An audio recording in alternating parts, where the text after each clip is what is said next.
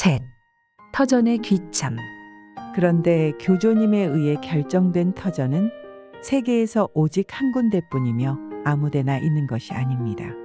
즉 터전은 인간의 생각이나 형편에 따라 어딘가 다른 곳에 옮길 수 있는 가벼운 것이 아닙니다. 이 터전에는 천리왕님의 신명이 내려져 있다고 합니다. 그래서 어버이 신님과 교조님, 그리고 터전은 그 리가 하나라고 하는 것입니다. 지금 리라고 하는 것을 세계 인류를 구제하고자 하는 어버이 마음이 생생하게 살아서 활동하는 것이라 해석한다면 이 삼자는 참으로 그 리가 하나인 것입니다. 또 인간을 낳고 키우는 섭리가 일관하고 있다는 점에서도 그 리는 하나입니다. 그러므로 어버이 신님의 가르침은 믿지만 터전은 믿을 수 없다든가 천리교 신앙은 터전을 빼놓고 성립한다든가 하는 의견은 근본에서부터 어긋난 것입니다. 그렇다고 해서 이러한 근본 구조를 교조님께서는 덮어놓고 믿으라고 하시는 것은 아닙니다. 으뜸의 리와 근행의 리를 깊이 생각한다면 반드시 그렇게 믿어질 것이라고 말씀하신 것입니다. 이곳은 신이 진좌하는 터전이라고 말하고 있지만 근본은 모르겠지. 이래사 이 근본을 자세히 듣게 되면 어떤 자도 모두 그리워진다. 이래오 듣고 싶거든 찾아오면 일러줄 테니 만 가지 자세한 뜻 으뜸인 인연 이래육 이라고 가르치신 바와 같이 이런 근본을 자세하게 들음으로써 그것이 납득되는 것입니다.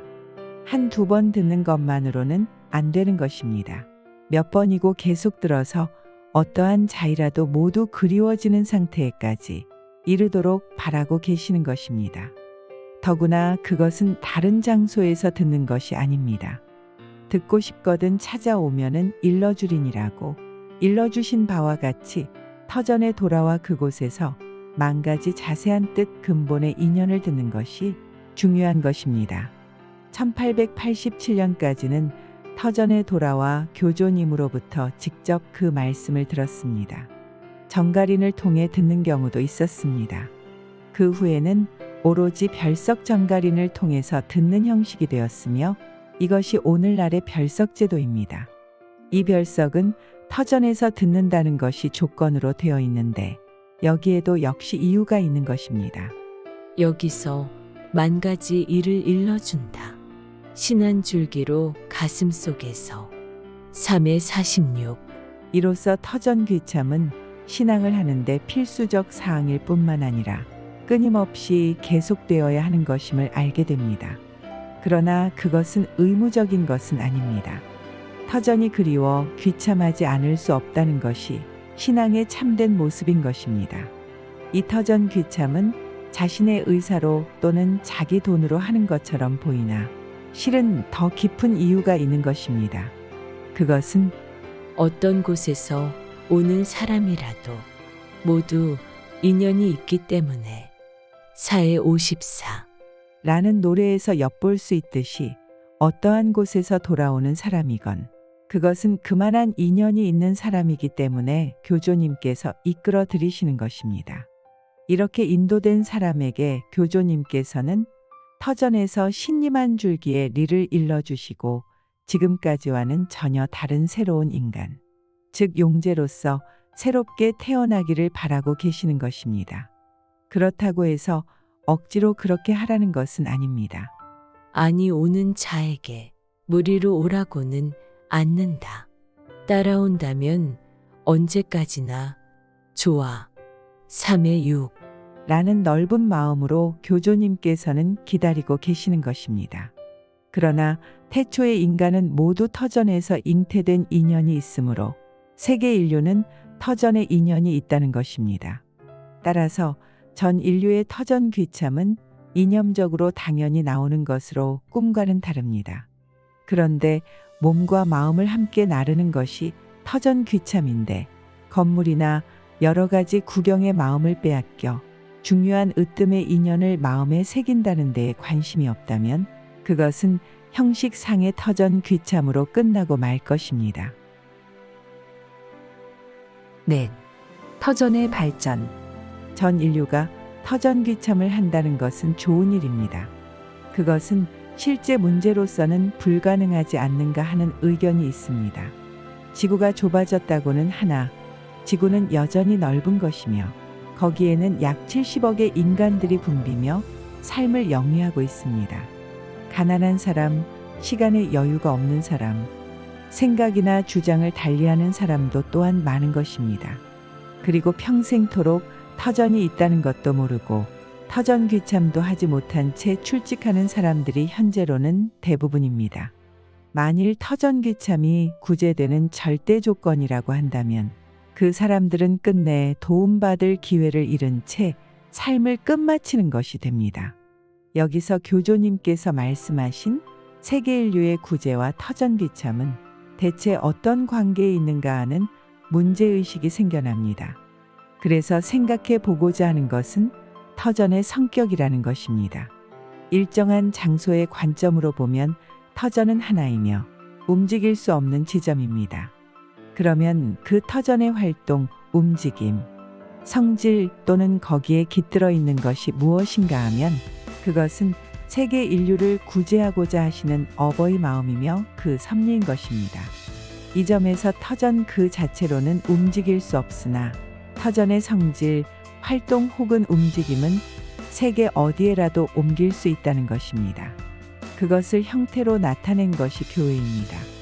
교회는 터전의 출장소라고도 합니다만 이것은 터전의 성질과 활동의 형태를 세계 방방곡곡에 옮긴 것이라 하겠습니다. 세계에서 터전으로 향하는 사람들의 마음의 움직임이 구심적 운동이라 한다면 터전에 활동하는 움직임을 세계에 넓혀가는 것은 원심적 운동이라 할 것입니다. 이 두 개가 하나가 됨으로써 세계 구제는 추진되어 가는 것이며 지금 이야기한 전 인류의 터전 귀참에 따르는 의문도 해결될 것이라 믿습니다. 터전의 표지로서 세워진 것이 갑노대입니다. 이 점에서 갑노대는 중대한 리가 있는 것이기는 하나 소위 신체와는 다른 것임을 알 수 있습니다. 따라서 때에 따라 바꿀 수가 있는 것입니다. 역사적으로도 지금과 같은 갑노대가 놓이기까지에는 상당한 세월이 걸렸던 것입니다. 그 때문에 터전의 리가 훼손된 일은 없습니다. 이리하여 터전은 현재로는 천리교 신자에게 있어서 유일무이한 성지이며 언젠가는 세계 인류의 성지로서 인식되어 갈 것입니다. 그런데 이 경우의 성지라는 것은 성속을 구분하는 그런 관념의 것은 아닙니다. 어버이 신님에 의한 구제의 섭리가 지구상의 어느 지점보다도 결정되어 있는 지점이라 이해하고자 하는 것입니다. 현재 터전을 중심으로 한 근처 일대를 본고장이라고 부르고 있습니다. 본고장의 범위를 어디까지로 하는가에 대해서는 시대와 더불어 진전될 것이나 본고장으로 하여금 본고장답게 하는 하나의 신앙활동이 본고장 역사라 할 것입니다. 이 본고장의 발전에 대해서 교조님의 여러 가지 말씀이 남아 있습니다. 지도 말씀에도 자그맣게 생각해서는 안 돼. 연안이 차츰차츰 거듭되면 팔정 사방으로 이루어지는 것 모른다. 1894년 11월 17일 라고 가르치신 바 있습니다. 신학가에서는 으뜸의 이 터전 안에 신님의 성전으로 터전을 정해 신학가 11의 1 라는 노래에 이어 부부가 합심하여 흰옷기싱 이것이 첫째가는 근원이 된다.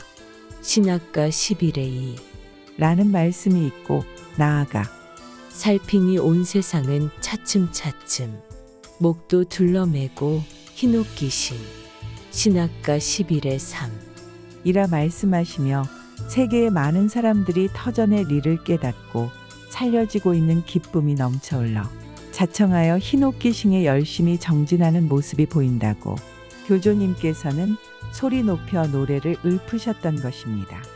교조님의 이 밝고 희망에 넘친 마음을 내 마음으로 삼아 살아가고 싶은 것입니다.